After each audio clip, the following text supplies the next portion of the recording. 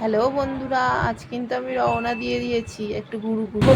এই দেখো, আমি যেহেতু বেহালায় থাকি, মাঝেরহাট ব্রিজ ক্রস করে আমি পৌঁছে গেছিলাম মাকে নিয়ে আজকে কিন্তু বাবুঘাটের আরতি দেখতে। তোমাদের কাছে আমি আরতিটা খুব সুন্দরভাবে তুলে ধরার চেষ্টা করেছি। আমাদের কলকাতার মাঝে থেকেও এত সুন্দর সুন্দর জায়গা, আমরা এত পবিত্র জায়গা গেলে আমাদের সত্যি মানে মনে হয় আমরা গর্বিত যে আমরা এখানে থাকি। এবং আমাদের যে মানে ভালোবাসার জায়গাটা কিন্তু আমাদের চিরকালই এখানে থেকে আছে। তো এখানে দেখো, এখানে হচ্ছে গিয়ে যে মানে সংকল্প হচ্ছিল, সেখানে কিছু লোককে ডেকেছিল।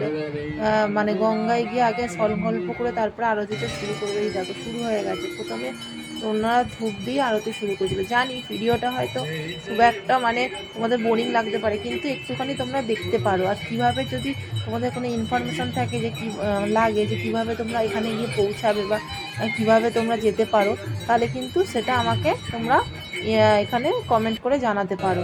দেখো, এটা হচ্ছে দারুণ লাগে। এটা হচ্ছে তোমার 108টা যে প্রদীপ দিয়ে ওটা আর কি তোমার ইয়ে করা হচ্ছে, গঙ্গা মাকে আরতি করা হচ্ছে। এইটা কিন্তু দেখবার মতন। যখন এই আরতিটা হয় তখন কিন্তু সমস্ত কিন্তু লাইট অফ হয়ে যায়। আর দেখো, মানে মানে এখানে বসারও কিন্তু যথেষ্ট জায়গা আছে। কোনো বয়স্ক মানুষকে নিয়ে গিয়েও তোমাকে যে ঘন্টার পর ঘন্টা দাঁড়িয়ে থাকতে হবে এরকম কিন্তু কোনো ব্যাপার নেই। যদিও আমরা দেরি করে একটু গেছিলাম, কিন্তু যথারীতি ঠাকুরের ইচ্ছায় আমরা কিন্তু জায়গা পেয়ে গেছিলাম। এটা হচ্ছে কর্পূর আরতি। মেন মেন যে আরতিগুলো ওইগুলোই তুলে ধরার চেষ্টা করেছি।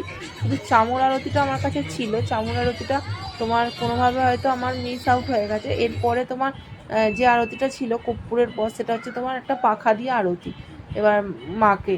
এবারে তোমার এই চামর আরতিটা বাদে এই যে আসছে, এইটা হচ্ছে আমাদের মানে লাস্টের আগের আরতিটা। লাস্টে তোমার ধুনো দিয়া চামর দিয়ে হয়েছিল। তো এই আরতিটা আমার দেখতে কিন্তু বেশি ভালো লেগেছে। চারিদিকে এত কালারিংভাবে দেখা যাচ্ছিল যে মানে দারুণ দেখতে লাগছিল।